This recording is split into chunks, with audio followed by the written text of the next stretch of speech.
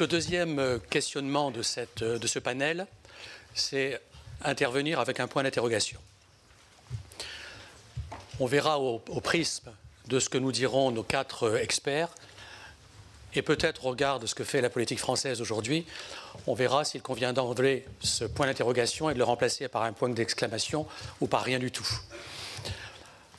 Pour ce faire, nous avons quatre experts en la matière. Le premier qui prendra la parole est Bertrand Bady.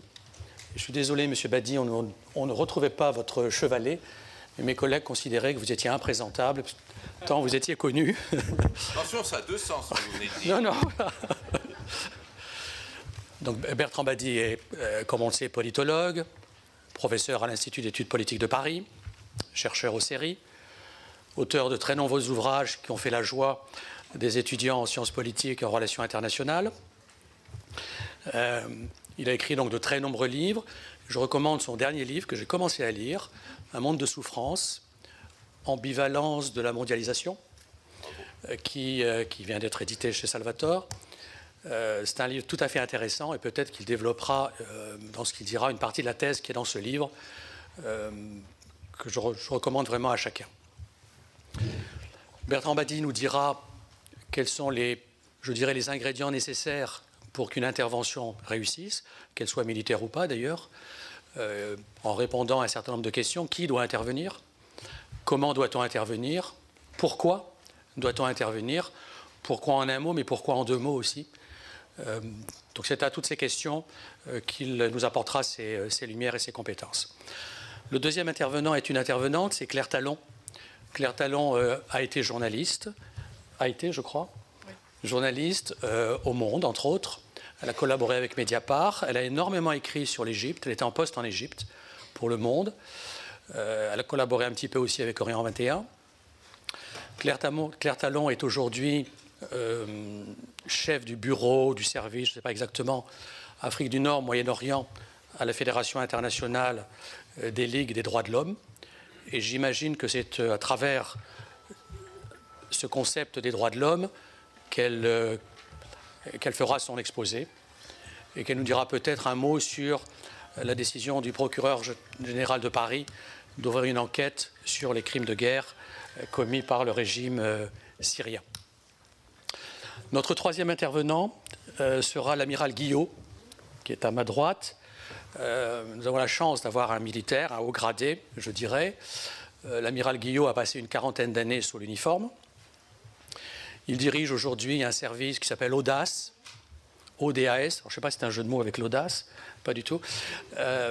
C'est une structure d'État qui est chargée de contribuer au développement des exportations françaises dans le domaine de la défense, de la sécurité et des hautes technologies. Et à ce titre, l'amiral est l'architecte ensemblier des contrats de l'État au Proche-Orient, Moyen-Orient et en particulier en Arabie Saoudite. Et peut-être qu'il nous dira un mot d'ailleurs sur les contrats en Arabie Saoudite. L'amiral Guillot a aussi été chef d'état-major particulier du président de la République et chef d'état-major des armées il y a très peu de temps. Donc c'est une voix militaire, je pense, que nous entendrons tout à l'heure. Enfin, pour clôturer cette table ronde, enfin ce panel, Justin Weiss qui vient du Quai d'Orsay, enfin qui ne vient pas en tant que fonctionnaire du Quai d'Orsay, mais qui travaille au Quai d'Orsay. Il a été appelé en 2013 par Laurent Fabius au Quai d'Orsay pour diriger le Centre d'analyse de prévision et de stratégie. C'est donc cet organisme qui est au Quai d'Orsay, qui est chargé de contribuer à définir les orientations en matière de diplomatie pour le ministre, pour son ministère et pour le gouvernement français. Justin Weiss, c'est d'une certaine façon un peu, je dirais, l'ami américain. Il a vécu aux États-Unis, il a exercé des fonctions importantes, en particulier à la Brookings Institution, où il a été senior fellow, il a aussi été directeur, je crois, d'un centre de recherche sur l'Europe et les États-Unis. Il a écrit plusieurs ouvrages et il a en préparation une biographie de Brzezinski, l'ancien conseiller sécurité du président Carter. Et donc il prendra la parole en dernier et il nous dira quelles sont les prémices qui ont conduit, probablement, quelles sont les prémices et les objectifs qui ont conduit le gouvernement français à intervenir, entre autres, en Syrie, comme c'est le cas officiellement depuis quelques jours. Voilà, merci encore pour votre présence et je donne la parole au professeur Badi. Merci, Monsieur le Président, et merci aux organisateurs, mon ami Jean-Paul Chagnolot, d'avoir pensé mettre en place cette journée qui est précieuse parce qu'elle permet de confronter des visions différentes sur un sujet et sur un ensemble de sujets dont nul ne doute de l'importance. Comme je disais tout à l'heure, mon intervention est sur l'intervention. Je voudrais peut-être, comme résumé de mon propos, commencer par une formule quelque peu provocatrice, dire de l'intervention est en diplomatie ce que serait une opération aux techniques non maîtrisées en chirurgie. C'est-à-dire que l'intervention existe et depuis bien longtemps, mais je crois que la communauté internationale, avec beaucoup de guillemets, le système international, comme vous voulez, ne sait pas en faire usage. Elle ne le sait pas sur le plan juridique, elle ne le sait pas sur le plan politique, elle ne le sait pas sur le plan stratégique, et c'est la raison pour laquelle l'usage de cette technique non encore maîtrisée, peut-être le sera-t-elle un jour, peut-être très bientôt, l'usage dans le contexte actuel de cette technique non maîtrisée serait comme une technique opératoire que le chirurgien ne maîtriserait pas, c'est-à-dire pleine d'aléas, de dangers et d'échecs. Pourquoi nous ne savons pas? Eh bien parce que l'intervention nous fait entrer de plein pied dans un domaine tabou et en fait très mal exploré des relations internationales, qui est celui de la méta-souveraineté. Nous avons été tellement éduqués à socialiser, acculturer à l'idée de souveraineté que tout ce qui relève d'une autre grammaire, et là c'est bien le cas, se trouve soit incompris, soit dénaturé. Et c'est un petit peu les deux caractéristiques qui frappent cette notion d'intervention comme je vous le montrerai. Pourtant, il ne faut pas l'oublier, permettez-moi juste de rappeler quelques petites choses qui devraient nous paraître évidentes, mais qui ne le sont pas toujours. D'abord, l'intervention n'est pas un fait de modernité. L'intervention a toujours existé dans l'histoire, telle que je la définissais, c'est-à-dire en outrepassant le principe de souveraineté. Rappelez-vous la guerre de succession d'Autriche, quand le malheureux empereur Charles VI mourait sans héritier mâle. À l'époque, c'était consternant, n'est-ce pas? Eh bien, il a demandé à ses dynastes de voisins de lui donner l'autorisation de passer la couronne impériale à sa fille, et ceci a conduit les autres monarques européens à donner des avis différents et a abouti à l'une des guerres les plus remarquables de la période westphalienne. Et des interventions de cette nature, on les retrouve, je dirais, sous toutes les formes, inutile d'insister. Deuxièmement, il ne faut pas oublier que lorsqu'on dit intervention, sans adjectif qualificatif, on sous-entend généralement l'intervention militaire. Mais les interventions peuvent être de toute nature. N'oublions pas, on ne pense pas qu'on en traitera à titre principal ici, que l'intervention, elle peut être aussi économique, que l'intervention, elle peut être culturelle, elle peut être médiatique, elle peut avoir beaucoup de formes et passer aussi par des procédures plus légales au regard du droit international souverainiste, comme les formes d'aide ou les formes de conseil. Troisièmement, et c'est peut-être ça qui est au centre du débat aujourd'hui, la question de l'intervention a été comme relancée à l'extrême fin des années 80, notamment à la faveur de la fameuse déclaration de l'Assemblée générale des Nations unies en décembre 1988, à partir de l'idée qu'elle pouvait recevoir une connotation positive.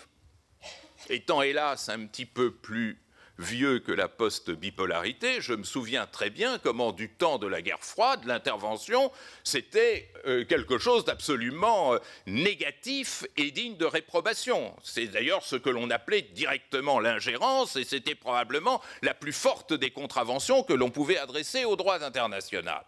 Ce qui est intéressant, c'est cette mutation qui a été amorcée à partir de 1988, qui a retourné le sens de l'intervention pour en faire quelque chose de positif, quelque chose de bien, et qui aboutit notamment, avec le fameux rapport publié en décembre 2001, à proclamer cette notion hautement périlleuse et souvent mal interprétée, si on en croit d'ailleurs l'un de ses auteurs, Gareth Evans, de responsabilité de protéger. J'avais eu la chance d'inviter Gareth Evans dans mon séminaire à Sciences Po une fois. Il me dit, moi, l'usage qu'on fait de la responsabilité de protéger, je ne m'y retrouve pratiquement jamais. Et il dit, je vous signale que la responsabilité de protéger, dans notre esprit, c'était essentiellement la diplomatie préventive. Et la diplomatie préventive, comme toujours, elle est passée à la trappe. Donc, vous voyez, il y a beaucoup de malentendus dans tout cela. Il y a beaucoup de malentendus, et sans récuser, car qui pourrait le faire sérieusement, l'usage multilatéral de la force, sans même récuser le principe de l'usage de la force dans le processus de, sinon résolution, du moins de containment, d'endiguement des conflits.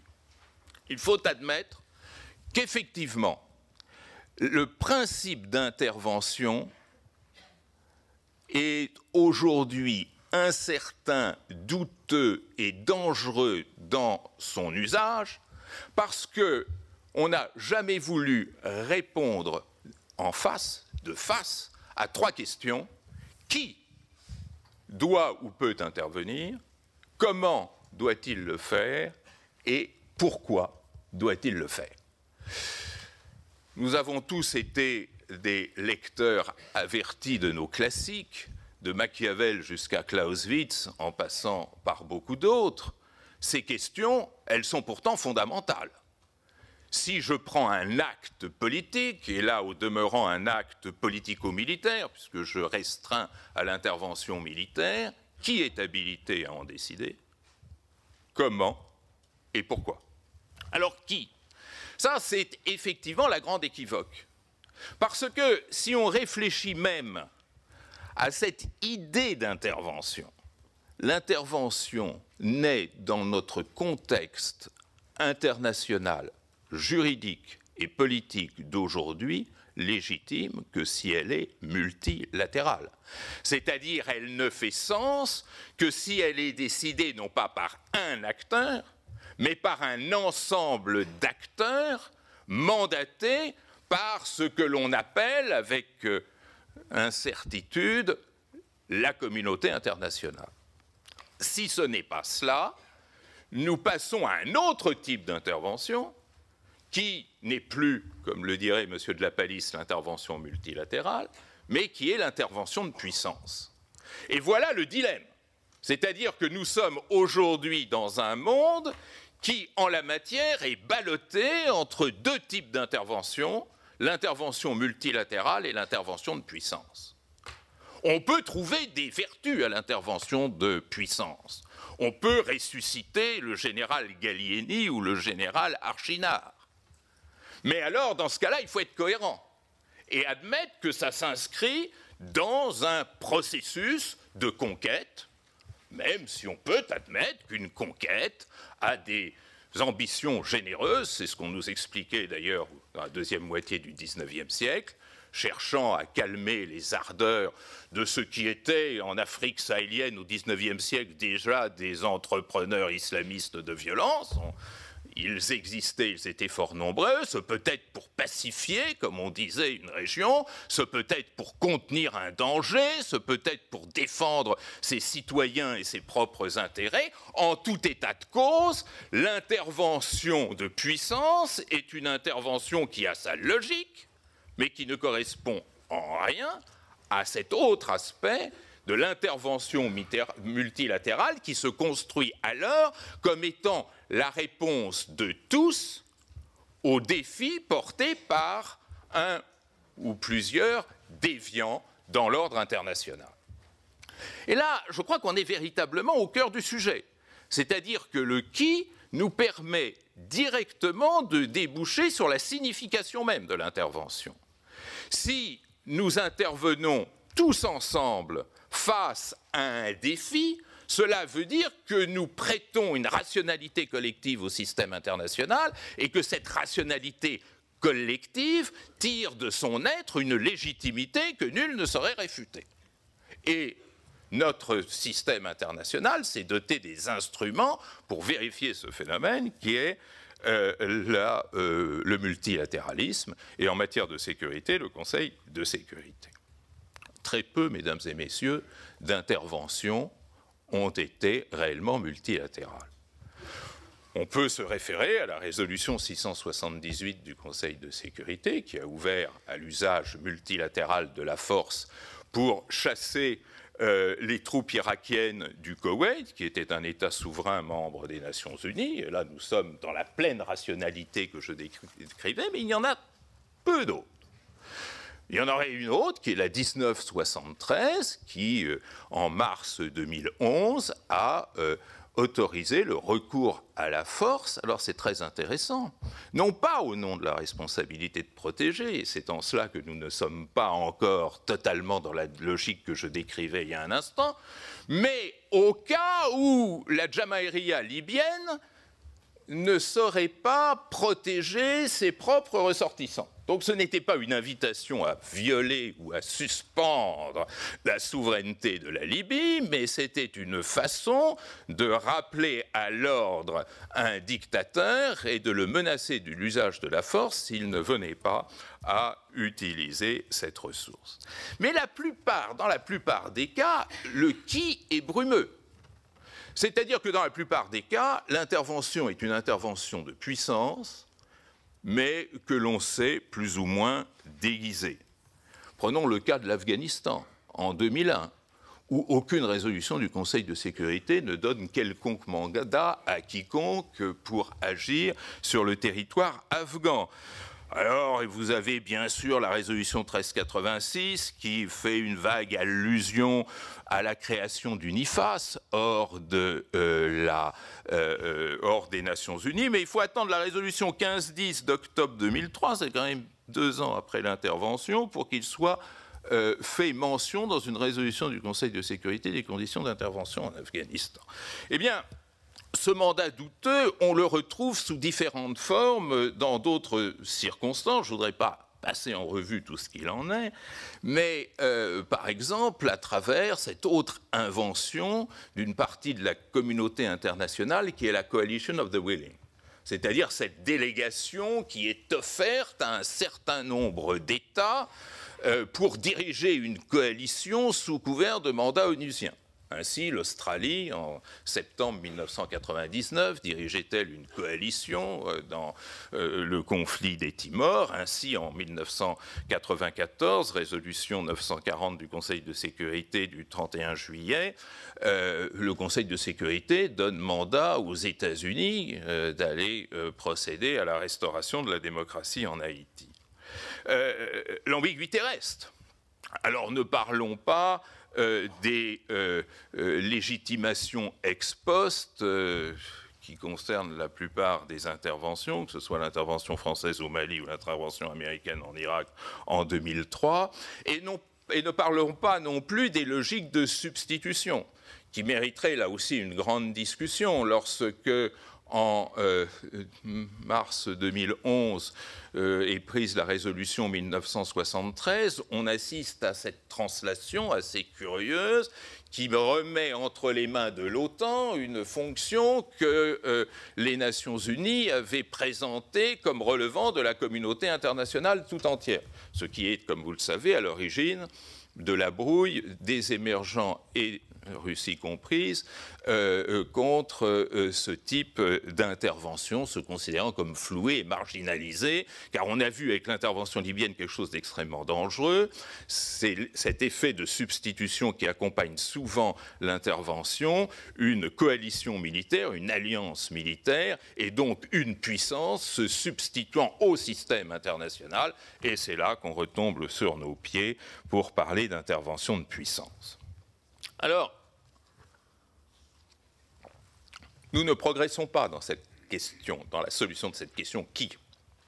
En fait, répondre clairement et de manière convaincante au qui reviendrait à remettre en selle le Conseil de sécurité, non seulement comme agent décideur, non seulement comme seule instance légitime à délibérer sur cette question, mais en plus comme contrôlant en aval l'ensemble du processus ainsi enclenché. Évidemment, nous en sommes loin. Lorsque, en septembre 2014, excusez-moi, il est apparu nécessaire à un certain nombre d'États d'intervenir au nord de l'Irak, la décision a été prise au Pays de Galles par une réunion de l'OTAN et non dans l'enceinte des Nations Unies. Je n'ai pas besoin de faire un schéma pour vous expliquer tout ce que ceci peut impliquer. Mesdames et messieurs, on est aujourd'hui très près, peut-être, même si je n'y crois pas, d'une renaissance miraculeuse de l'effectivité d'un Conseil de sécurité agissant comme auteur sujet de l'intervention si un vote au Conseil de sécurité sur la crise syro-irakienne venait à se produire et si ces négociations entre la Russie et les États-Unis aboutissaient à un résultat qui serait en fait, depuis 1945, le premier effet probant du fonctionnement réel du Conseil de sécurité en matière d'intervention multilatérale, puisqu'en 1990, l'Union soviétique avait refusé de faire partie de la coalition militaire qui avait donné lieu à Tempête du désert, et de même en 2011. La deuxième question qui se pose, c'est la question du comment. Et là, c'est une toute autre réflexion qui s'amorce et qui, je crois, concernant la situation actuelle au Moyen-Orient, prend tout son sens. Considérer de façon linéaire l'intervention militaire, c'est-à-dire comme s'inscrivant dans une logique d'évolution incontestable, c'est postuler que la guerre n'a pas changé de nature. Et c'est bien là que se trouve le débat. C'est-à-dire, c'est considérer que la guerre est encore clausewitzienne. C'est considérer que la guerre est encore un choc de puissance. La question que je pose à propos du Sahel et éventuellement de l'intervention au Mali, comme à propos du Moyen-Orient aujourd'hui, c'est avons-nous toujours affaire à des guerres qui seraient des chocs de puissance, qui seraient le résultat d'une compétition de puissance? Ou n'est-ce pas tout le contraire? C'est-à-dire, ne sommes-nous pas entrés dans l'ère où la guerre a un tout nouveau sens qu'on ne veut pas voir, c'est-à-dire un effet de la décomposition des sociétés? Et aussi un effet de la décomposition des États, c'est-à-dire que nous sommes tout le contraire. Autrefois, c'était les États puissants qui se faisaient la guerre dans une logique bien comprise de rivalité. Aujourd'hui, c'est le défaut d'État et la décomposition de société qui se trouvent à l'origine des processus guerriers. Mesdames et messieurs, peut-on traiter la guerre telle que je la décris aujourd'hui comme celle qu'on décrivait hier? Évidemment que dans la guerre clausewitzienne, celle qui appartient à notre histoire et à notre culture, l'intervention militaire fait pleinement sens. Elle est presque tautologique. Elle est dans la nature des choses. Lorsque nous avons affaire à une guerre de décomposition sociale, celle-là même que Boutros-Ghali, déjà en 1992, nous présentait comme dérivant des effets d'injustice sociale, le canon peut-il être fonctionnel? Est-ce que l'instrument militaire est efficace face à la décomposition sociale? Est-ce que, puisque vous m'avez fait l'honneur de citer mon dernier bouquin, est-ce que l'instrument militaire est efficace face à la souffrance quand on sait que la souffrance a remplacé la puissance comme logique et comme nerf de la guerre? Et ça, je crois que cela devrait nous emmener à beaucoup de modestie et à considérer que, bien sûr, rien n'est plus urgent que d'arrêter la violence, c'est-à-dire de faire du containment.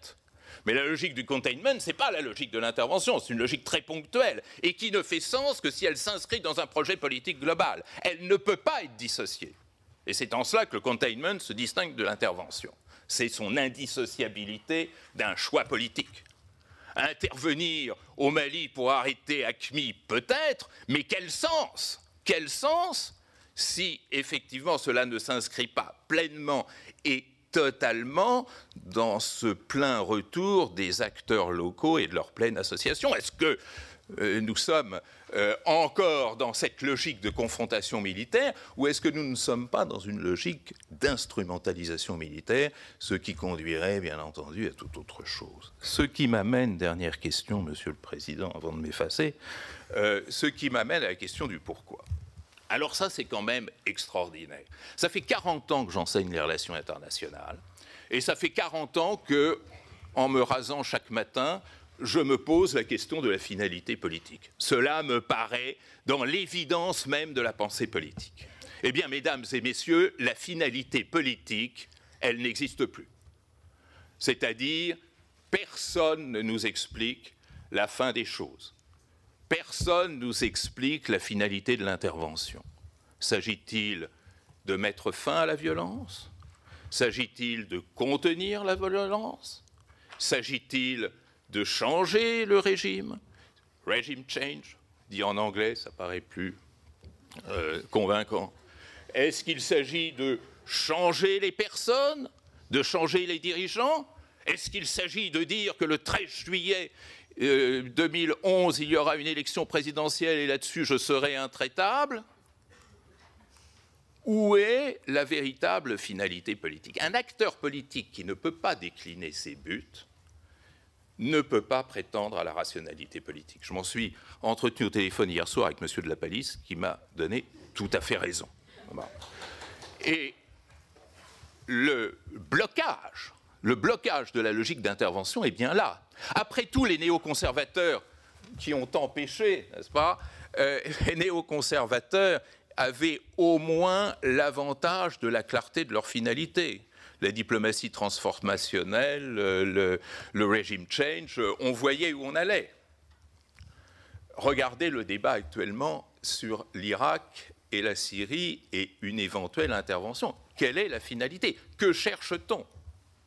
Et alors moi, quand on me pose la question « que cherche-t-on ?», eh bien, j'ai toujours sous le coude la seule réponse convaincante que la science politique m'ait jamais apportée. C'est celle qui nous est offerte par un proverbe Bambara. Bambara, justement le Mali, tiens, qui nous dit « Nul ne peut raser la tête de quelqu'un en son absence ». Et ça, c'est peut-être le paradoxe essentiel de l'intervention. C'est cette nouvelle technique de coiffure qui consiste à raser la tête de quelqu'un que l'on ne voit pas, que l'on ne connaît pas et qu'on cherche surtout à humilier. Je vous remercie.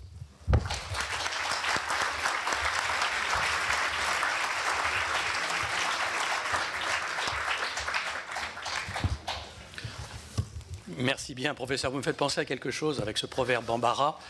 Au fond, l'intervention, c'est donner à quelqu'un qui n'en veut pas quelque chose que l'on n'a pas. C'est du Lacan. C'est une traduction, c'est une très bonne traduction. Grand merci. Moi, j'ai 2 ou 3 interrogations. Alors, comme malheureusement, vous ne pouvez pas prendre la parole, j'espère être l'écho un peu de vos pensées. Est-ce qu'il faut revoir le Conseil de sécurité? Quel est le rôle des puissances qui exercent leur veto en permanence? En ce moment, la Russie et la Chine, pour parler de l'actualité. Comment peut-on aller contre ça? Comment peut-on remettre la diplomatie au cœur du jeu politique? Voilà quelques-unes des questions qui me sont venues pendant que vous parliez. Et puis également, quelque chose qui m'a semblé très important, c'est, on revient au Bambara, c'est la nécessité de ne pas faire l'économie des acteurs locaux, des partenaires locaux. C'est-à-dire de ne pas oublier les sociétés, en fait. Et, comme vous l'avez dit dans votre ouvrage, dont je recommande vraiment la lecture, des souffrances des sociétés, parce que c'est là que tout se joue. Et je m'aperçois que toutes ces violences identitaires, au fond, viennent d'un mal-être, d'un malaise qui vient à la fois de l'histoire, mais également des sociétés elles-mêmes qui sont en décomposition et des États qui n'existent pas, très souvent. Alors, effectivement, l'instrument militaire n'est pas du tout adapté à ça. Alors, je vais faire une image un peu osée, mais je me souviens, il y a quelque temps, un élu, je ne dirais pas de quelle ville, qui avait des quartiers difficiles, avait demandé à envoyer l'armée dans ces quartiers. Toul. Non. Non. C'est un peu la même chose, au fond. Je veux dire, l'armée a son rôle à jouer, elle est indispensable, mais pas pour tout. Voilà. Merci. Je ne sais pas si vous souhaitez ajouter quelque chose. Vous avez encore... Je ne sais pas, j'ai le droit de répondre? Ah, vous avez encore 5 minutes. Ah, c'est formidable. Pas pour répondre, mais pour continuer. Non, rassurez-vous. Non, mais parce que vous posez des questions absolument fondamentales que je voulais intégrer dans ma présentation, mais je craignais d'être trop long. Oui, vous avez raison. Le mode de fonctionnement du Conseil de sécurité est probablement l'un des pivots de toutes les interrogations et de tous les problèmes que j'évoquais tout à l'heure. Mais là, pour une fois, je voudrais donner une leçon de réalisme. C'est-à-dire que la réforme du Conseil de sécurité, nous savons que dans le contexte présent, lequel est assez large, est impossible. Donc, nous n'avons pas d'autre choix, surtout dans des situations d'urgence, et nous sommes dans des situations d'urgence, que de travailler avec le Conseil de sécurité tel qu'il est. C'est-à-dire, effectivement, attentatoire à la naissance d'une véritable communauté internationale légitime et intégrée. On le sait à travers la distinction entre membres permanents et membres non permanents. Après tout, c'est une des premières et des rares légalisations de l'inégalité par le droit, ce qui est quand même quelque chose de très important. Mais c'est ainsi. C'est ainsi, et donc l'équation de la diplomatie mondiale aujourd'hui, c'est comment optimiser les chances de multilatéralisme avec un Conseil de sécurité tel qu'il est. Et c'est vrai, ne nous en cachons pas, que ça implique d'accepter, passivement et en traînant les pieds, mais d'accepter l'oligarchisation de la communauté internationale.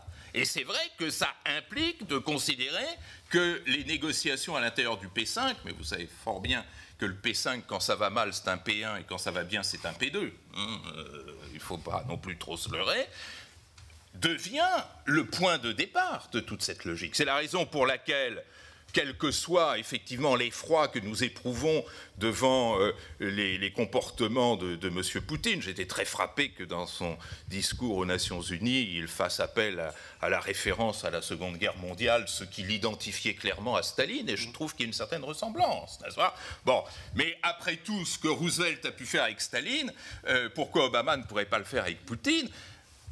Mon maître en matière de diplomatie, le professeur Paul Sharp, a défini la diplomatie de manière géniale en disant « It's how to manage separateness ». Je le dis en anglais pour vous impressionner davantage, c'est-à-dire comment gérer la séparation et les différends. La diplomatie, aujourd'hui, c'est devenu « how to drink a cup of tea ».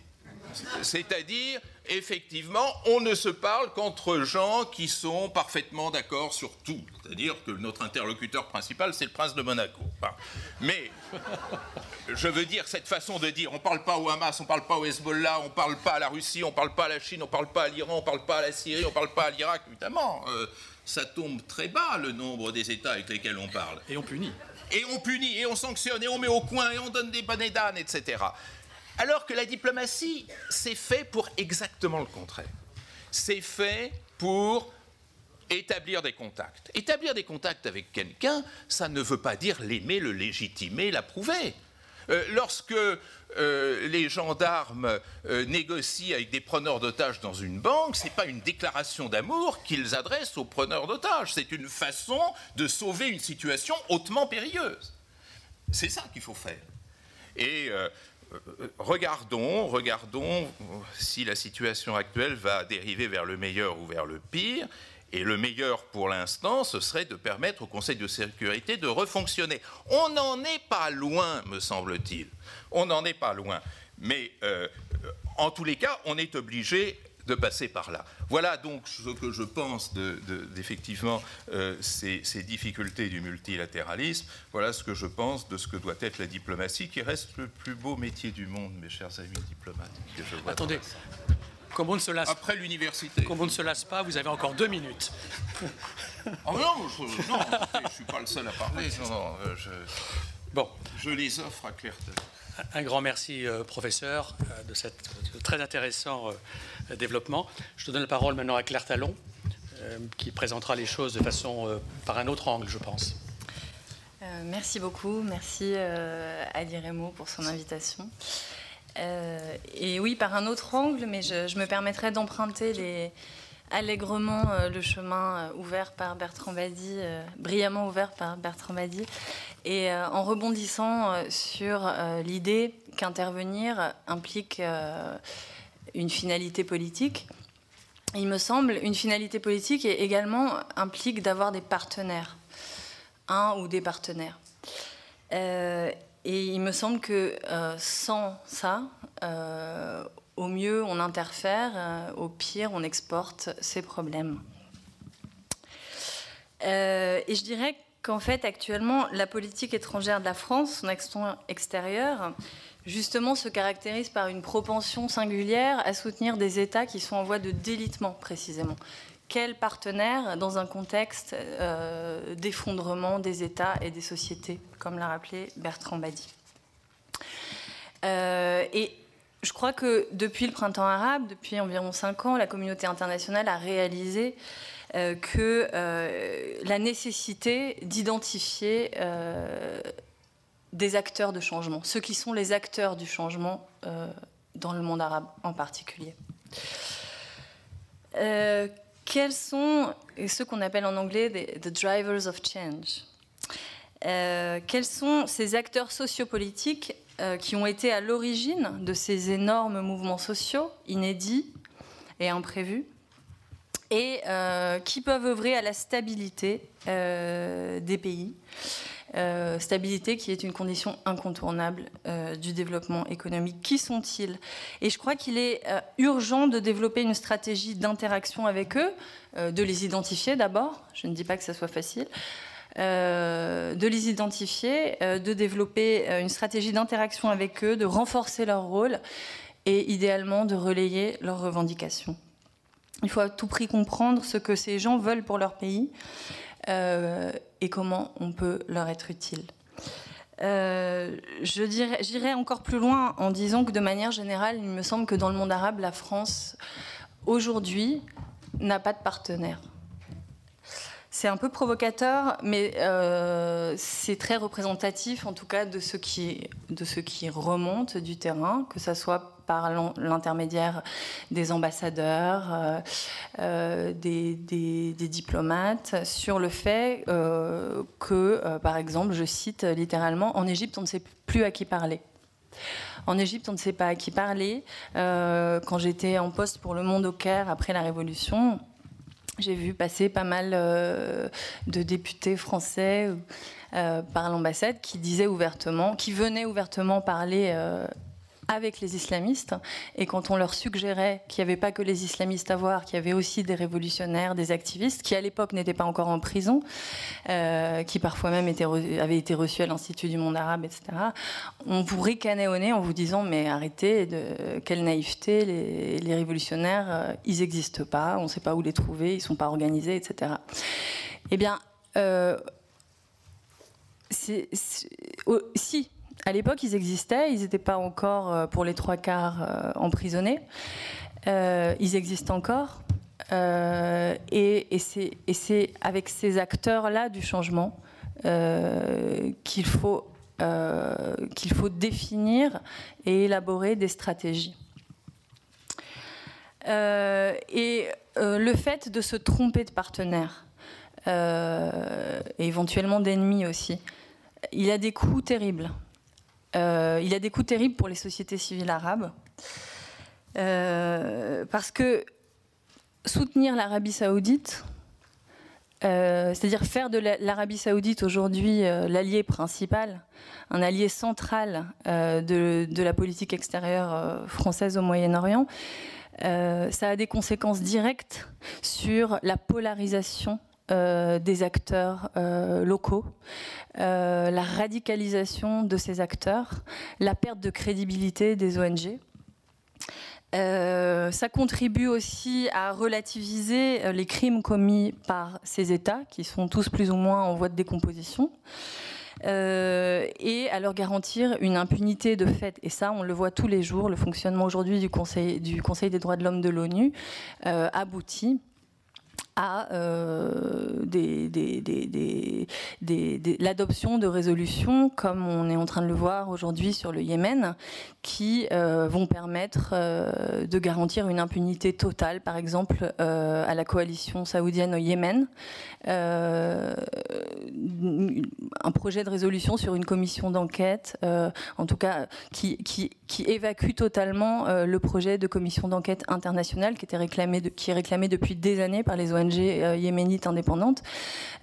Aujourd'hui, la France n'a pas apporté son soutien à ces efforts-là, comme la plupart des acteurs du Conseil, et on se retrouve dans des situations qui sont surréalistes, qui pourraient même être drôles si elles aboutissaient pas à faire que aujourd'hui on soit obligé d'aller demander le soutien des Russes et des Iraniens pour faire adopter des résolutions conformes aux droits de l'homme qui permettraient de garantir justice dans le monde arabe.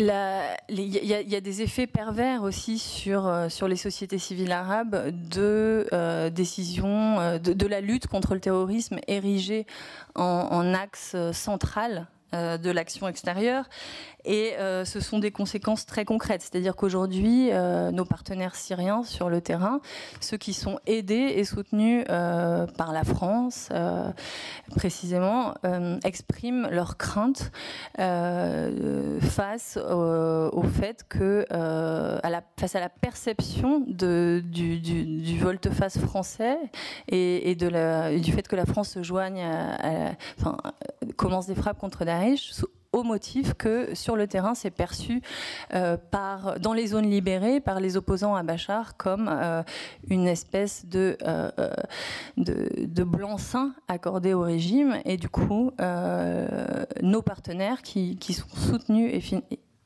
en partie financés par la France ont peur pour eux, ont peur pour leur sécurité, la viabilité de leurs activités, etc.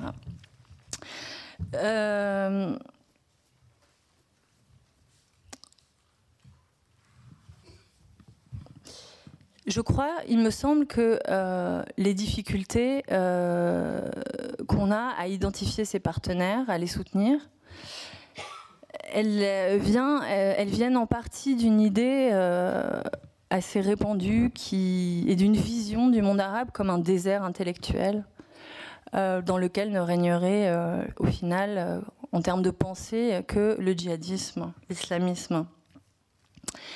Et il me semble que c'est profondément faux, c'est profondément méconnaître la réalité, la vivacité des sociétés civiles qui prouvent chaque jour leur résistance, leur résilience et leur mobilisation. Et je crois qu'aujourd'hui, bien qu'on ait le sentiment que la France, l'Europe en général, n'ait pas vraiment ni de finalité politique sur le Moyen-Orient, ni même de messages, il me semble au contraire que du monde arabe se dégagent des messages très très forts. L'un de ces messages, c'est premièrement le caractère primordial de la défense et de la revendication des droits de l'homme. Le printemps arabe, ce sont des révolutions droits de l'hommistes. Et elles sont vouées à se reproduire. En tant que telles, elles sont vouées à se reproduire. Et par ailleurs, un autre message très fort, c'est la capacité insurrectionnelle. Une capacité insurrectionnelle qui fait peur dans un pays comme la France. On l'a vu au moment où les Égyptiens se sont mobilisés largement par millions dans les rues du Caire et d'Égypte pour mettre à la porte littéralement les frères musulmans auxquels ils avaient donné un mandat démocratique quelques mois plus tôt. Et je me souviens à l'époque très bien des réactions, y compris dans ma rédaction, des réactions étonnées à ce mouvement populaire qui sortait totalement des cadres de la légitimité, en tout cas élective. Et par ailleurs aussi, un des messages qui se dégage aujourd'hui du monde arabe, c'est la politisation extrême des opinions publiques et de la jeunesse.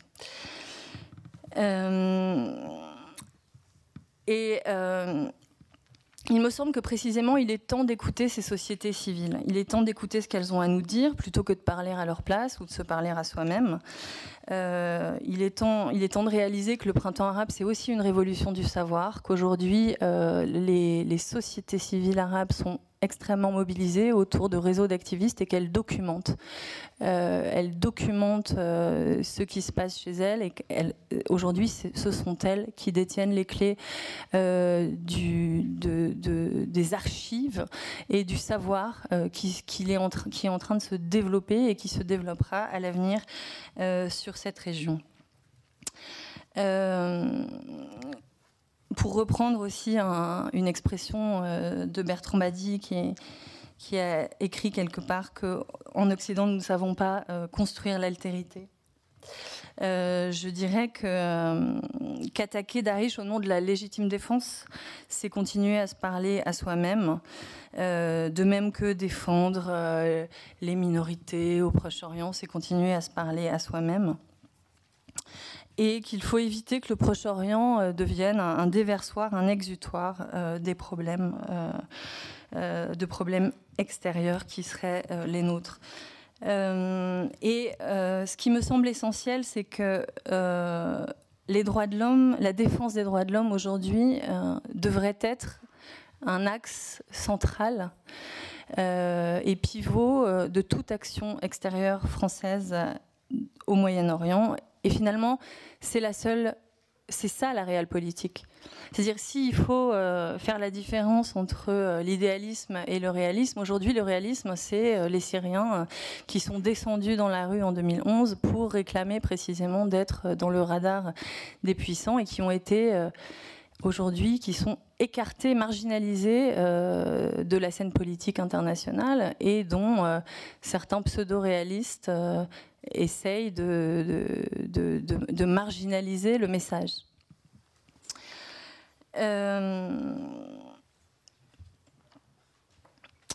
Au fond, le risque d'une défection, et d'une défection notamment de la France sur le terrain des droits de l'homme, laisse une certaine amertume aujourd'hui, à un moment où, précisément, on a le sentiment que c'est ce défaitisme, c'est ce manque de mobilisation qui permet aux Russes et à Vladimir Poutine de venir donner des leçons à l'ONU.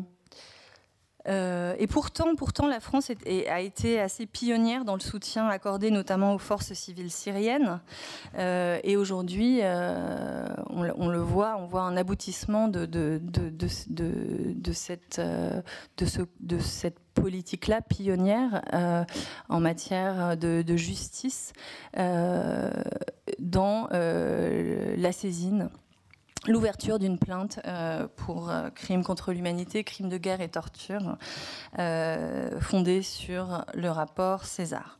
Et il est dommage que finalement cette avancée extraordinaire et remarquable apparaisse aujourd'hui comme un espèce d'ultime recours désespéré, parce qu'en fait c'est une mesure qui reste isolée. Et il est grand temps de réactiver la panoplie de toutes les autres mesures, le volet judiciaire, tel qu'il a été notamment heureusement développé dans la dernière conférence de Paris par le Quai d'Orsay, le volet humanitaire et surtout le volet politique, et c'est là qu'on attend le plus d'offensives et d'initiatives. Il est essentiel en Syrie de soutenir les conseils locaux de coordination, de développer des efforts de dialogue politique susceptibles d'être entrepris. Et aujourd'hui, les frappes russes contre les rebelles sont une conséquence directe de cette inertie, de cet enlisement, de cette absence de vision, de volontarisme en faveur des acteurs des sociétés civiles locales. Et aujourd'hui, ce qui se passe, c'est que finalement, on est dans une situation qui accrédite l'analyse de la situation que Bachar el-Assad a voulu imposer, c'est-à-dire moi et le chaos. Et il est urgent de sortir de ce manichéisme et d'imposer le troisième acteur, c'est-à-dire ces acteurs-là, ces Syriens qui résistent, les voix des sociétés civiles qui sont aujourd'hui gravement menacées et que, dans une certaine mesure, la France ne défend plus ou presque, de manière effective, je veux dire. Et pour conclure, je dirais que c'est cette tradition universaliste française qui est un atout de poids et qui devrait permettre à la France de se positionner aujourd'hui sur les questions de politique moyen-orientale.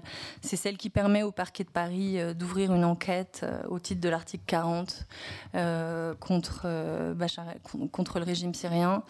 C'est celle qui rappelle obstinément le principe absolu de l'égalité des sujets en droit. Et qui assure que le droit à la sécurité et au confort économique d'un ouvrier de Saint-Nazaire ne saurait être supérieur à celui de n'importe quel des citoyens égyptiens qui revendique simplement son droit à la vie, à la liberté, à l'expression. Et c'est aussi cette base universaliste qui est la base de toute diplomatie à venir, et qui est d'autant plus légitime aujourd'hui que on est manifestement, et je rejoins définitivement Bertrand Badi sur ce point, on est à la veille de quelque chose de nouveau, d'une redistribution des cartes de l'équilibre des relations internationales. Et d'ailleurs, ces grands principes viennent d'être rappelés à New York. Ils sont dans les objectifs des résolutions sur le développement durable. Et c'est le moment d'actualiser justement ce logiciel réaliste, de mettre en avant et de collaborer, de coopérer activement avec ces acteurs citoyens, cette troisième force, qui sont des forces désarmées, mais qui sont des forces quand même, et qui sont les forces. Voilà, je vous remercie.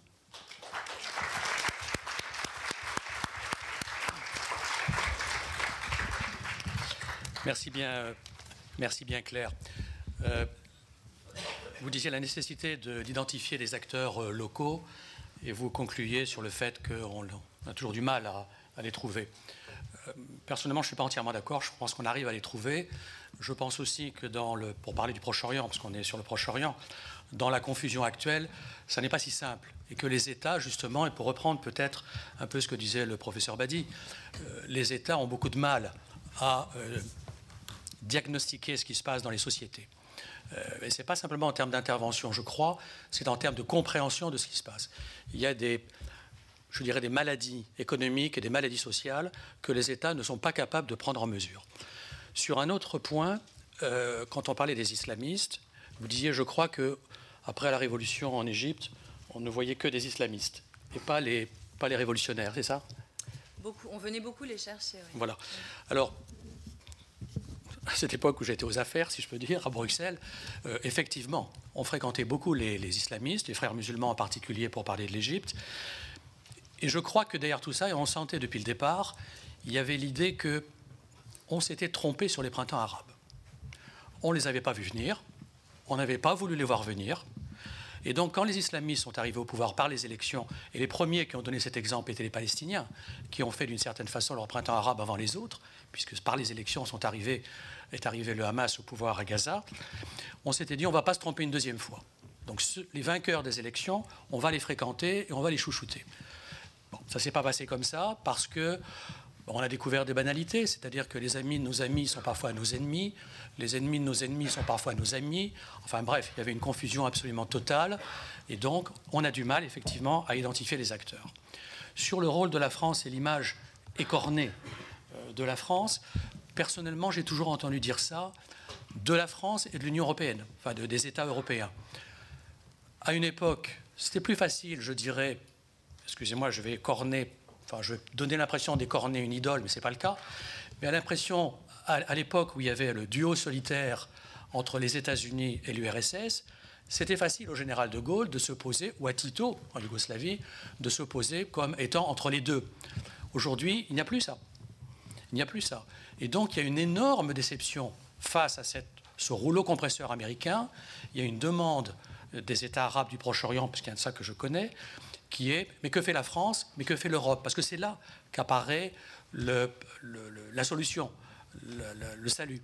Et effectivement, en Europe, eh bien, il y a des petits pays, et il y a des pays qui ne savent pas qu'ils sont petits.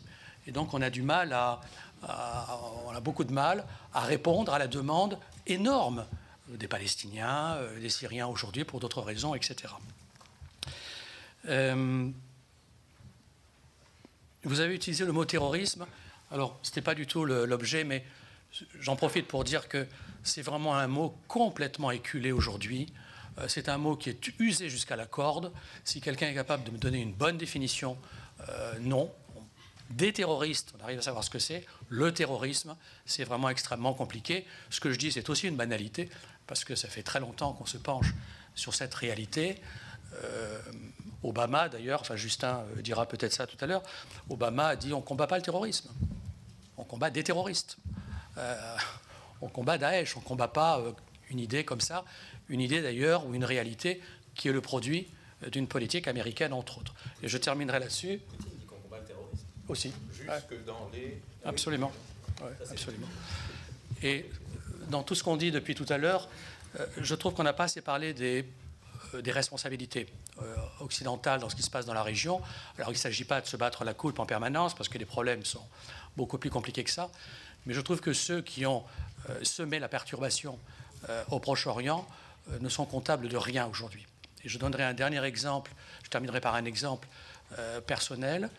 Je ne donnerai pas les noms, mais en 2003-2004, j'étais à Washington avec mon patron de l'époque, qui était Javier Solana, et nous avons rencontré, enfin c'est lui qui a rencontré, moi j'étais là, je prenais des notes, nous avons rencontré un néoconservateur américain, puissant, très puissant, et on lui a dit, mais ce que vous allez faire en Irak, vous vous rendez compte? Vous allez semer la perturbation en Irak pendant 10 ans. Il nous a regardé en souriant, il nous a dit non, 40 ans.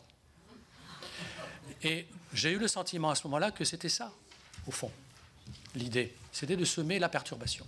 Mais je ne parlerai pas de ça, c'est Justin qui nous en parlera peut-être un peu plus tard. Merci Claire encore. Et je donne la parole maintenant à l'amiral Guillot. Merci, Président, de me donner la parole. Et puis merci aussi à Alain Grèche et à Jean-Paul Chagnolot de me donner l'occasion de sortir de la diète médiatique que je m'étais imposée depuis que j'avais quitté mes fonctions précédentes de chef d'état-major des armées. C'est la première fois que je prends la parole publiquement. Après l'exposé brillant du professeur Badi, après un certain nombre de rappels salutaires faits par Claire Talon, je vous propose de descendre un peu plus, je dirais, les mains dans le cambouis. Je vais vous parler comme praticien des interventions. Et d'ailleurs, je me garderai, contrairement au professeur Badi, d'opposer containment et intervention, car en fait, c'est une autre façon d'intervenir, le containment, même s'il est plus en amont. Je voudrais vous rappeler tout d'abord 2-3 principes que l'on retrouve dans toutes les interventions depuis que le monde existe. Et puis ensuite, je descendrai petit à petit sur le Moyen-Orient et ses différentes grilles de lecture. Tout d'abord, une intervention. Nous vivons dans un monde dans lequel il y a des sabliers. Le sablier du temps ne s'écoule pas à la même vitesse en Europe, aux États-Unis ou au Moyen-Orient. Au Moyen-Orient, Dieu sait s'il s'écoule d'une façon étonnante, quelquefois. Mais ceci veut dire une chose. Il y a un moment avant, il y a un moment après. Et une intervention, c'est finalement, comme dans toute partie biologique, un tout petit instant. Oubliez qu'il y a un avant, oubliez qu'il y a un après, ça donne des catastrophes, parce que vous avez 2 conséquences. Première conséquence, vous ne pouvez pas isoler une intervention de son contexte.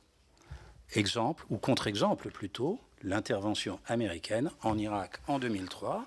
On a donné les clés du champ de tir à l'armée américaine, ils ont battu Saddam, ils ont rendu les clés sans se préoccuper une seule seconde de ce qui allait se passer le lendemain. Et Paul Bremer a hérité d'une situation qu'il n'a pas améliorée d'ailleurs, ça c'est certain, mais une césure complète, vous savez, vous avez un fossé, vous franchissez les douves, et vous ne vous occupez pas de ce qui vient après. Et ça, erreur fatale. Première d'ailleurs conclusion partielle, si j'ose dire, la coopération est absolument indispensable entre les diplomates et les militaires à cause de l'avant et pour préparer l'après. Deuxième conséquence, puisque nous vivons dans l'instant, et là le professeur Badil l'a rappelé, mais c'est pourquoi faire. Intervenir militairement sans avoir une idée de ce que les militaires appellent l'état final recherché, l'end state américain, c'est simplement vouloir prolonger quasiment ad vitam aeternam la souffrance de tous, y compris celle de ceux qui interviennent, parce qu'ils y laissent quelquefois leur peau, ou ils y sont blessés. C'est ne pas savoir où l'on va. Nous en avons quelques exemples en ce début de siècle, et je ne vais pas m'apesantir dessus, mais quand même, il ne faut pas oublier ça. Intervenir sans savoir pourquoi on intervient, c'est voué à l'échec. Et contrairement à ce qu'on peut croire, quand nous sommes intervenus au Mali, quand nous sommes intervenus en Libye, alors vous me direz ce n'est pas le Moyen-Orient, mais j'englobe malgré tout Maghreb et Mashrek, si nous savions quel était l'état final que nous recherchions, que nous ne l'ayons pas obtenu est une autre affaire. Mais au moins nous savions où nous voulions aller. Ensuite, je voudrais me focaliser un peu plus sur le Moyen-Orient. Il y a de nombreuses grilles de lecture au Moyen-Orient. Il y a la grille de lecture religieuse, y compris les sectes. Il y a la grille de lecture ethnique. Les Arabes ne sont pas des Kurdes, qui ne sont pas des Turcs, qui ne sont pas des Levantins, qui ne sont pas des Égyptiens. Il y a la grille de lecture sociétale, les Bédouins, ou les pasteurs d'une manière générale, et les agriculteurs. La grille de lecture géographique. Il y a des zones qui sont extrêmement différentes. Vous ne vivez pas, la société ne vit pas, et donc vous n'intervenez pas si vous devez intervenir, si on vous le demande, de la même façon dans une zone désertique, dans une zone montagneuse. Vous avez une grille de lecture économique, les zones qui ont de l'eau, qui ont du pétrole éventuellement, qui ont des ressources, et puis d'autres zones qui sont, je dirais, plus déshéritées. Je ne vous parle pas de la grille de lecture politique, les anciens empires, l'Empire ottoman, l'Empire perse, et puis, là encore, une autre grille de lecture très importante, surtout, on a beaucoup mentionné tout à l'heure l'Arabie saoudite, on y reviendra si vous le souhaitez, la grille de lecture des Bédouins.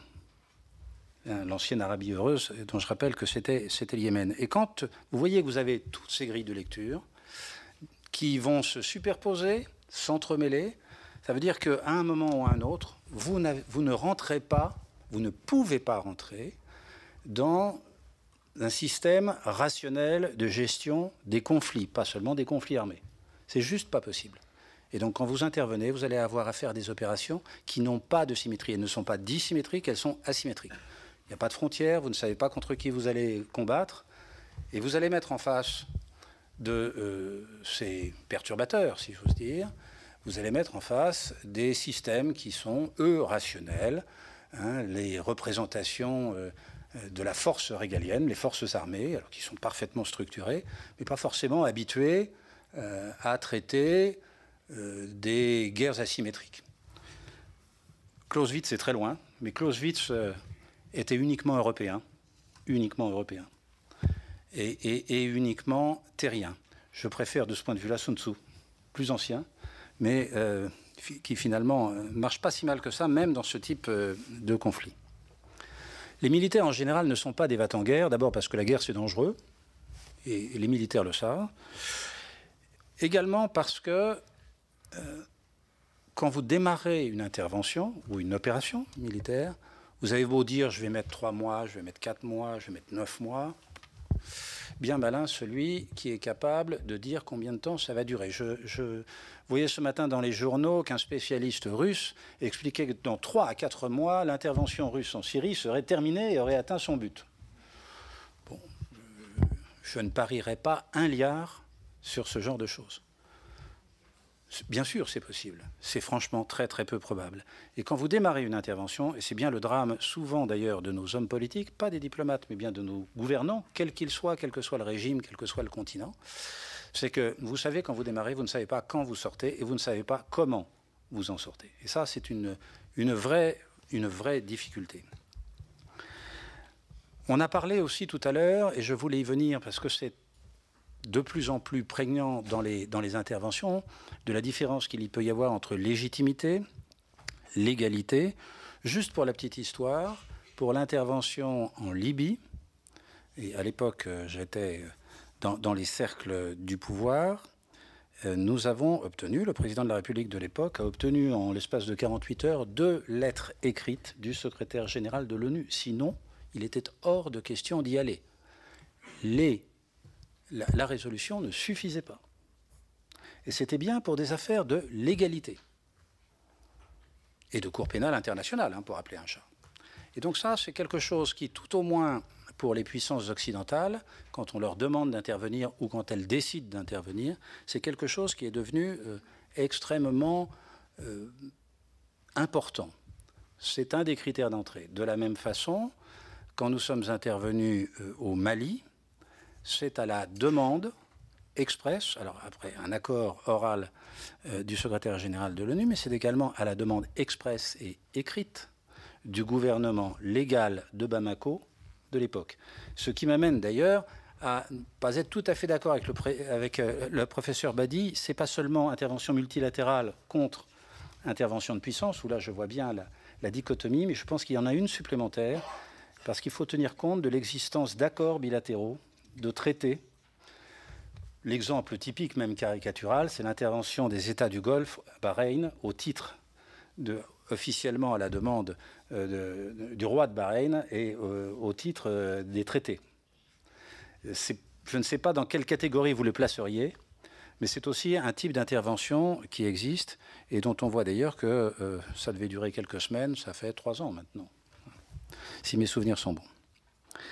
Et donc il faut tenir compte également de ceci. Alors après, on peut, là ce n'est pas mon propos, et ce n'est pas le lieu pour le faire, on peut toujours s'interroger sur le bien fondé du choix des alliances. Vous avez tout à l'heure dit on s'appuie sur l'Arabie Saoudite. Oui, c'est extrêmement difficile pour un stratège en général, je ne vous parle pas de stratégie militaire, mais bien de stratégie générale, et donc pour nos diplomates, c'est quelquefois extrêmement difficile de choisir les bons interlocuteurs, que ce soit au niveau étatique, sur quel pays s'appuyer, ou quand il s'agit de rebelles, que ce soit quel rebelle soutenir.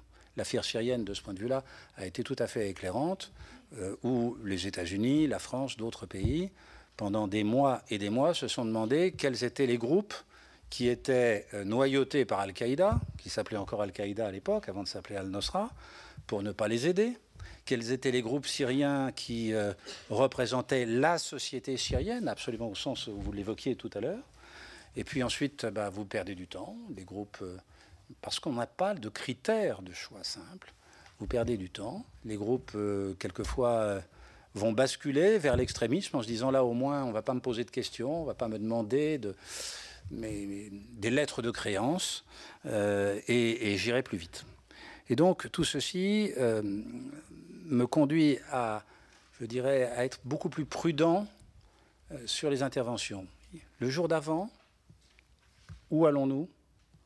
Comment allons-nous faire? Il y a une chose qui est certaine. Aucune intervention ne peut être une réussite si elle ne tient pas compte de la population locale. Sinon, d'abord, ça s'appellerait une force d'occupation. Okay. Mais même, si vous voulez, c'est voué à l'échec si vous n'êtes pas en contact avec la population. Ce qui conduit à une autre question, d'ailleurs, assez intéressante. Une opération purement aérienne peut-elle être par elle-même un succès? La réponse est non. En Libye, je ne parle pas de la situation actuelle de la Libye, je parle de 2011. En Libye, il y avait des troupes au sol, c'était les rebelles libyens qui servaient, qui étaient relativement unis. Je sais que c'est compliqué la Libye, mais disons, vu de Sirius, en macroscopique, c'était relativement uni. C'était eux qui faisaient l'occupation. En Syrie aujourd'hui, entre les succédanés d'Al-Qaïda, le pseudo-État islamique et les rebelles que je qualifierais de normaux ou de conventionnels, tout ceci d'abord était extrêmement imbriqué, c'est donc très difficile d'aider les uns sans aider les autres ou de détruire les uns sans avoir des effets fratricides, finalement, des dégâts collatéraux. Et puis surtout, vous avez affaire à quelque chose en Syrie qui est que, mais il n'y a pas de frontières. Travailler ou frapper en Irak, c'est la même chose que de frapper en Syrie en réalité. Il n'y a plus de frontières. Comme en plus c'est souvent dans des zones désertiques, hein, c'est une vraie question. Et donc une simple campagne aérienne peut retarder les choses. Une campagne aérienne est absolument indispensable. Ça, s'il n'y en avait pas, je pense que pour le coup, ce serait voué à l'échec. Mais il faut qu'il y ait un relais au sol. Et la question aujourd'hui en Syrie, c'est bien sûr quel relais au sol. Nous savons que les pays arabes ont beaucoup de mal à se mettre d'accord. On l'a vu. On l'avait vu en Libye. Ils n'étaient pas tous d'accord. Il y avait que les Émirats arabes unis et le Qatar qui étaient intervenus. Les Égyptiens étaient particulièrement prudents. À l'inverse, on voit qu'au Yémen, en dehors d'Oman, toute la péninsule arabique est unie, depuis le Qatar jusqu'aux Émirats arabes unis. Je ne parle même pas de l'Arabie saoudite, mais également Bahreïn, Oman et l'Égypte. Donc ça va un peu au-delà de la simple péninsule arabique. Donc la question, quand on dit les États arabes ne sont pas capables de s'allier, si, la preuve au Yémen. Et ensuite, vont-ils être prêts à faire quelque chose? À quelles conditions? En Syrie, voire dans une partie de l'Irak. Vous connaissez la situation aussi bien que moi. Et sur la Syrie comme sur l'Irak, c'est là où la grille de lecture religieuse, d'une part, mais également post-impériale, et là je parle des Ottomans, je n'ai pas dit les Turcs, et des Perses, et je n'ai pas dit les Iraniens, cette grille de lecture devient absolument fondamentale et peut retarder, ou retarde d'ailleurs en réalité, aujourd'hui, l'élaboration d'une solution au sol par des gens du cru, pas par le type qui vient de trifouiller les navets en France, qui ira si le gouvernement français lui demande d'aller, mais à qui passera-t-il le relais? À qui passera-t-il le bâton?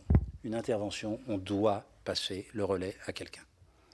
Il existe au moins un cas, si ça peut vous rassurer, de succès, c'est le Kosovo. Le Kosovo, en 1998, vous voyez, on est quand même... Là encore, il y avait un aspect religieux. En 1998, quand la communauté internationale est intervenue, il a fallu construire un État. Il a fallu à peu près 10 ans pour le construire. La communauté internationale, l'ONU, on fait ce qu'il fallait.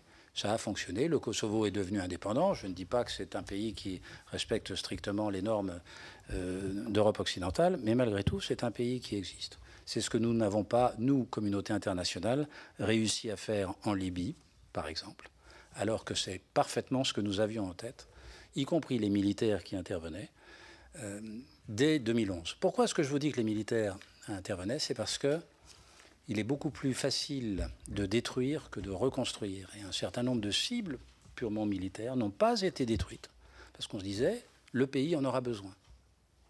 Il vous faut 40 secondes pour détruire un pont, 4 mois pour le reconstruire. Imaginez s'il s'agit d'une raffinerie. Voilà un peu ce que je voulais vous dire sur les interventions. Et vous voyez, on était beaucoup plus terre à terre. Je vous remercie.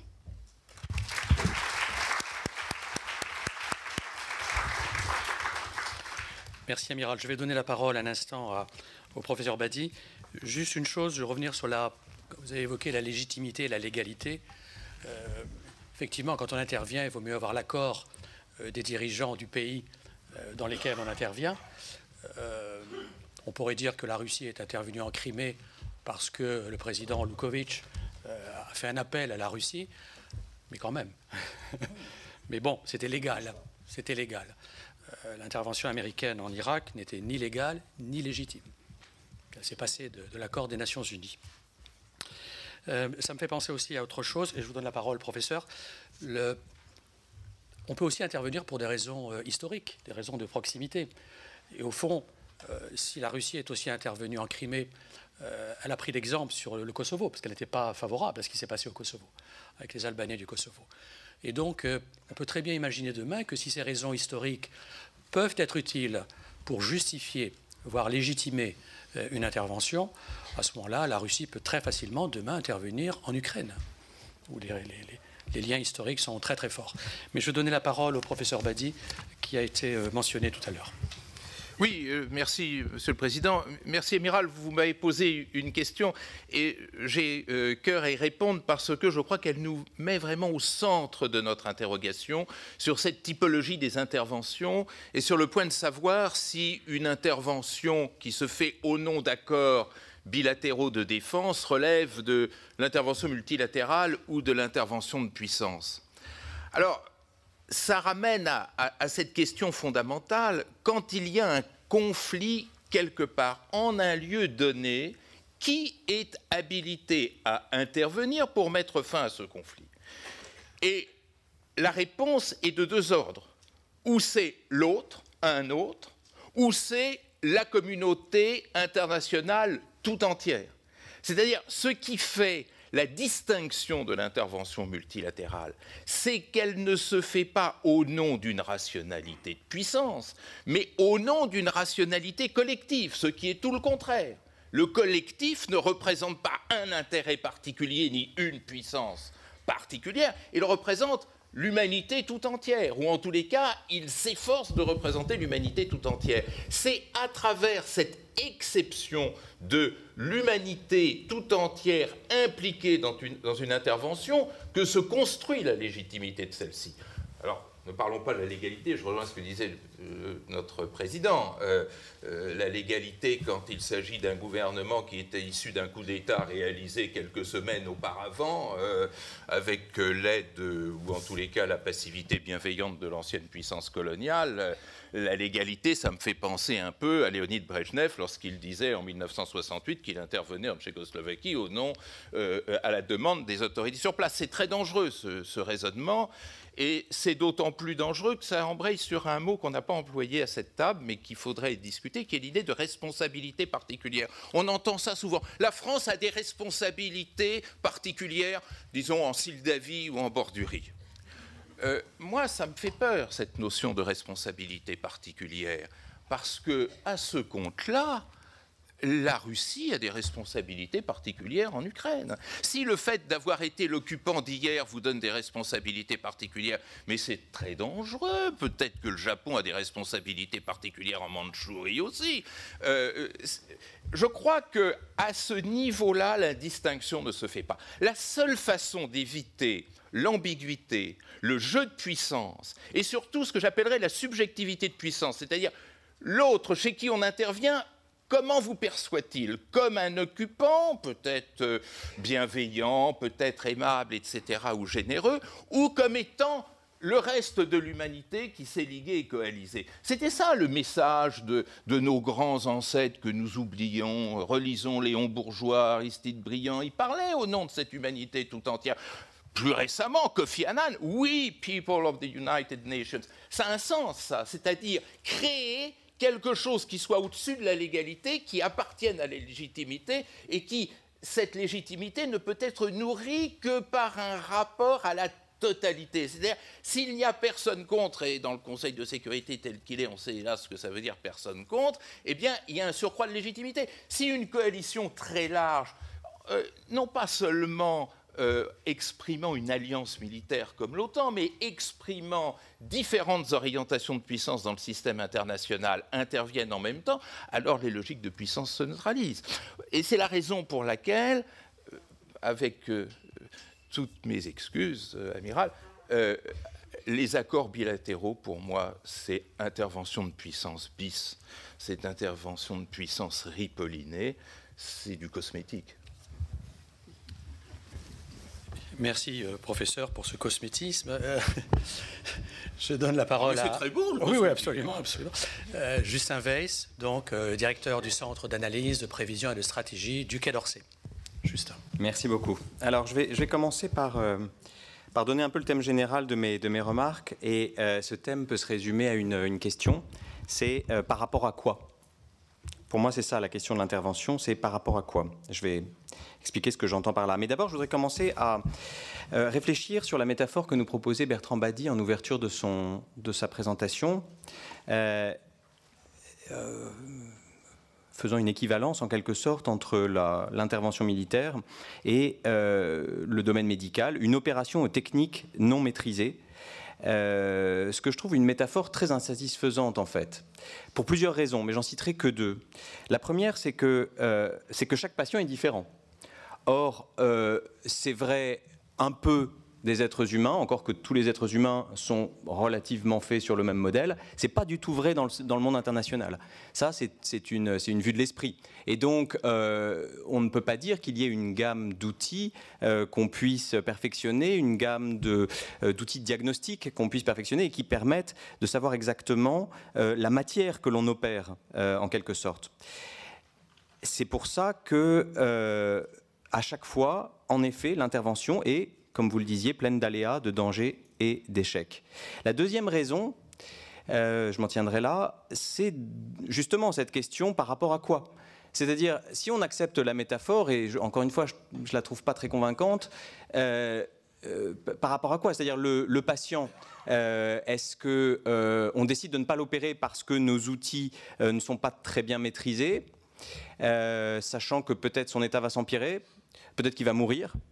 Voilà, si on veut filer la métaphore, il faut aussi poser l'ensemble de la question que se posent les chirurgiens. Et je pense que le patient qui n'est pas traité vit aussi une vie pleine d'aléas, de dangers et d'échecs. Et donc, on traite ici, il me semble, de politique et pas de chirurgie. Et malgré tout, avec la chirurgie, on peut faire des expérimentations, on peut faire de la science. Avec la politique, c'est beaucoup plus difficile. On a assez peu de cas d'intervention. On a quoi, une centaine de cas d'intervention à l'époque récente, à peu près.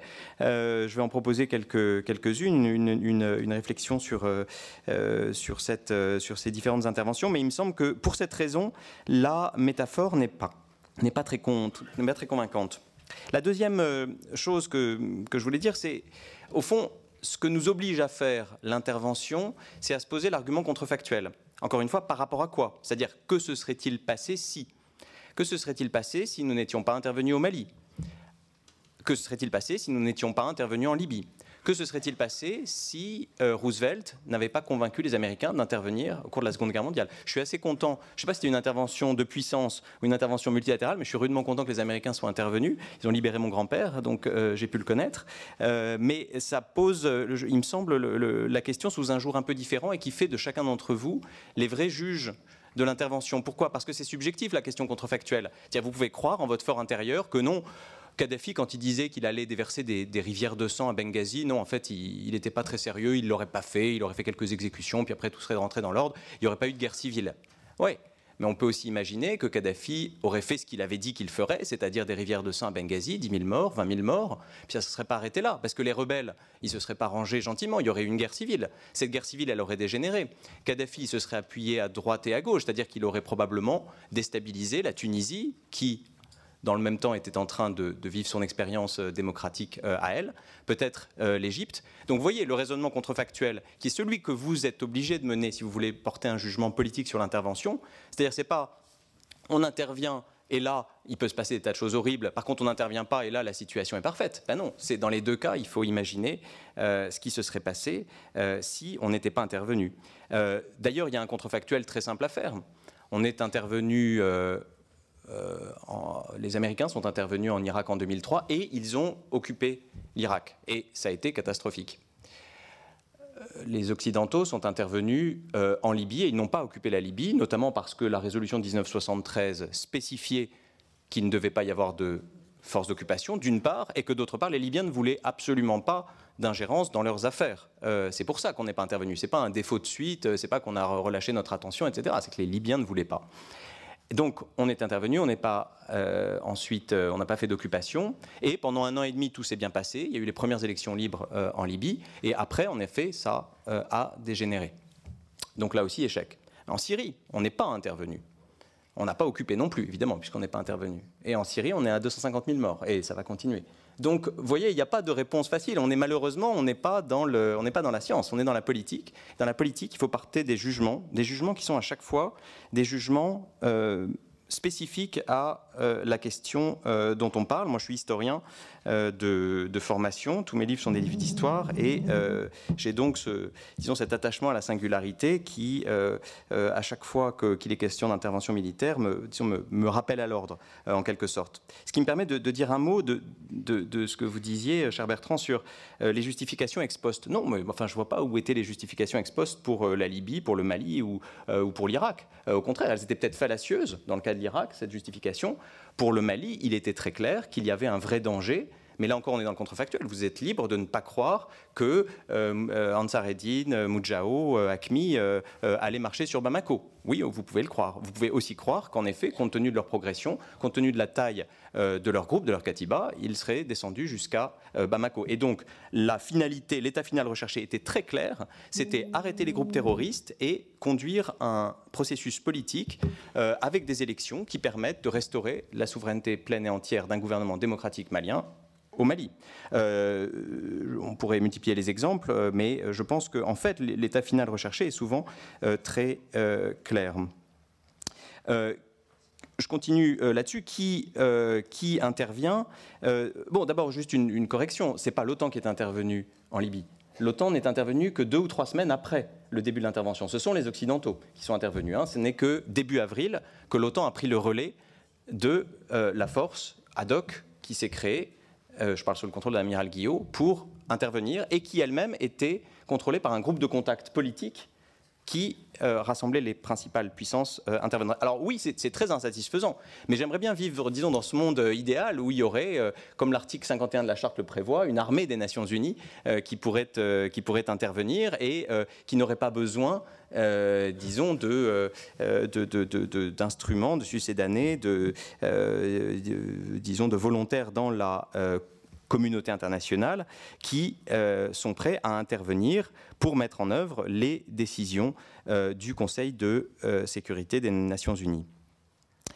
Je pense que quand on passe en revue les interventions et les non-interventions, celles qui ont coûté souvent très cher, parfois plus que les interventions, mais ça, c'est le contrefactuel, c'est vous qui jugerez, on peut se faire une idée un peu plus précise disons, des problèmes qui se posent. J'ai parlé de la Seconde Guerre mondiale, intervention difficile, où toutes les questions posées aux interventions modernes étaient là, quasiment, et un débat gigantesque aux États-Unis dès la fin des années 30, et jusqu'en décembre 1941, pour savoir s'il fallait intervenir ou pas. Après, il y a les interventions de la guerre froide, et je pense que ce qui est important, c'est de savoir ce qu'elles ont laissé. Aron avait une phrase où il disait que selon ce... Au fond, c'était une position conséquentialiste. Et c'est là que je veux en venir. C'est ça qui me semble... Enfin, c'est en tout cas ma position à moi. Le conséquentialisme, c'est, disons, l'idée selon laquelle il faut juger sur les conséquences produites, les effets produits, telle ou telle proposition d'intervention.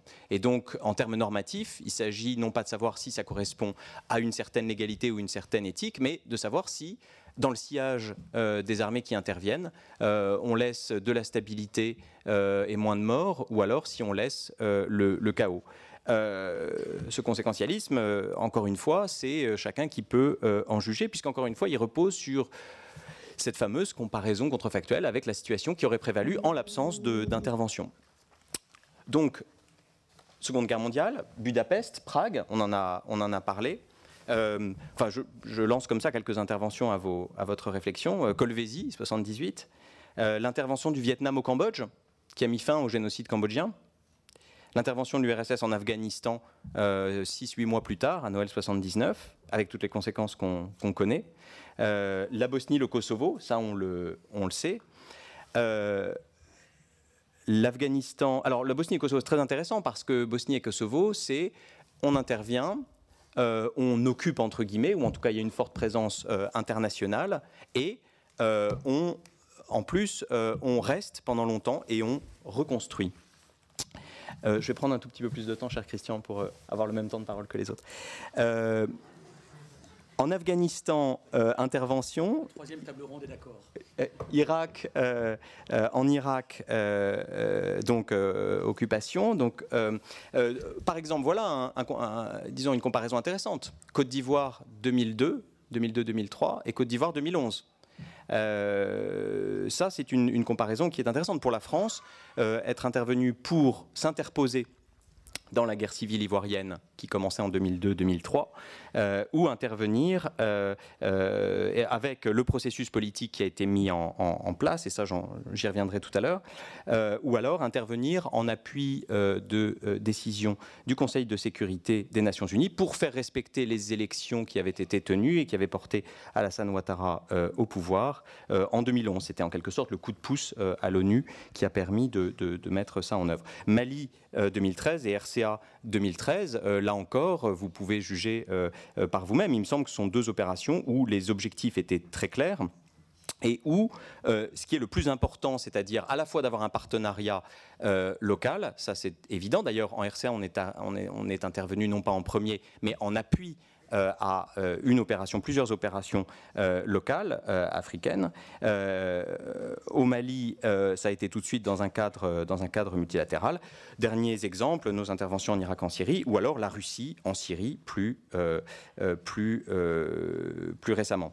Donc, ce qui est important à chaque fois, c'est de porter un jugement sur, en effet, les conséquences de cela, selon que le chaos ou la stabilité et idéalement la démocratie règne. La difficulté, c'est qu'il n'y a pas de leçon de l'histoire. Je le disais tout à l'heure, intervention, parfois c'est la catastrophe et le chaos. Non-intervention, parfois c'est la catastrophe et le chaos. Et là, il faut bien ajouter un autre élément, qui est la tension, pas seulement médiatique, qui est une tension politique, qui est une tension morale. À laquelle sont soumis les décideurs, parce que cette responsabilité, je suis désolé, mais elle existe. C'est-à-dire quand on a les moyens d'intervenir, on n'a pas le choix de faire face à un moral politique ou éthique. Il existe ce dilemme moral et politique. On doit y répondre. Et donc, on ne peut pas s'y soustraire. Et donc, il faut choisir si, quand on a les moyens d'intervenir, encore une fois, on intervient ou pas, sachant il peut y avoir une faute à intervenir et il peut y avoir une faute à ne pas intervenir. Et de ce point de vue-là, la seule façon d'éviter de se salir les mains, c'est de ne pas avoir de main, comme le veut la formule célèbre, c'est-à-dire si on ne veut pas avoir de dilemme pour savoir si on intervient, par exemple, dans tel ou tel pays africain, la meilleure façon, c'est de ne plus avoir les moyens d'intervenir en Afrique.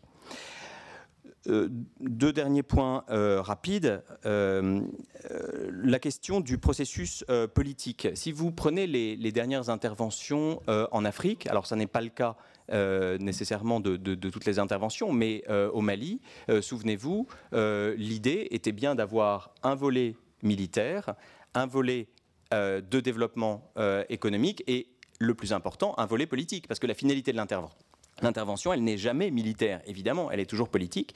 Et dès la fin juillet 2013, souvenez-vous, des élections ont été tenues. Beaucoup d'observateurs étaient très sceptiques sur cet aspect-là des choses, mais les élections sont tenues. Elles ont porté au pouvoir un gouvernement légitime, et c'était bien ça dont il s'agissait. En RCA, la situation est plus difficile. En théorie, il devrait y avoir des élections à la fin de cette année, mais malheureusement, les récents événements mettent cette hypothèse en doute. Mais c'est bien ça dont il s'agit. Il ne s'agit jamais de s'arrêter aux militaires ou de faire de l'aspect militaire le centre des choses. De la même façon, en Syrie, on en a parlé tout à l'heure, il y a l'idée d'un processus politique et disons d'une résolution durable. La résolution durable, c'est d'avoir un pouvoir inclusif. C'est ce qu'on a fait en favorisant le dialogue en Irak, en réintégrant, en poussant Abadi à réintégrer les sunnites dans le concert national. Et donc, c'est ça toujours la finalité.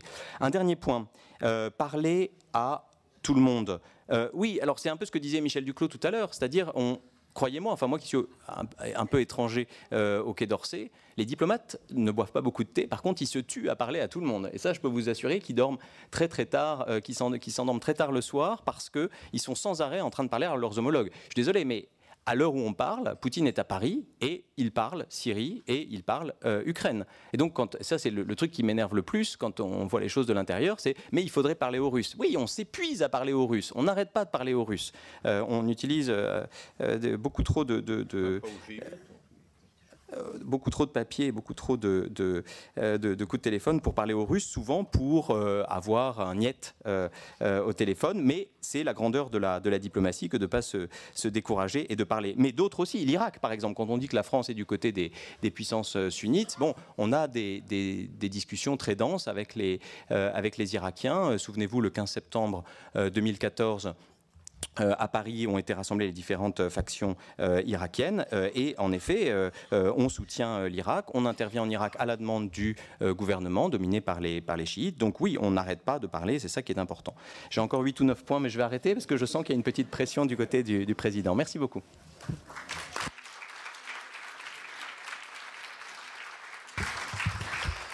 Merci Justin West. Donc moi je vais simplement dire une chose, je parle à l'historien.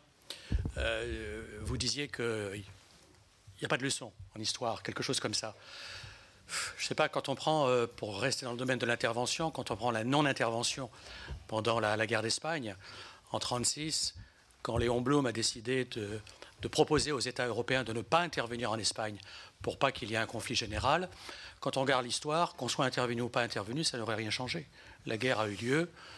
D'un côté, dès 1936, l'Allemagne et l'Italie se sont associés pour soutenir Franco, et de l'autre côté, l'Union soviétique de l'époque a soutenu les républicains. Des choses qui se seraient passées de toute façon, sauf qu'on n'est pas intervenu et que probablement ça reste une sorte de, pour beaucoup de gens, de tâche sur la conscience morale des historiens. Merci en tous les cas. On est obligé de partir, désolé, on laisse la parole à la 3e table ronde dirigée par Agnès Levallois. Merci.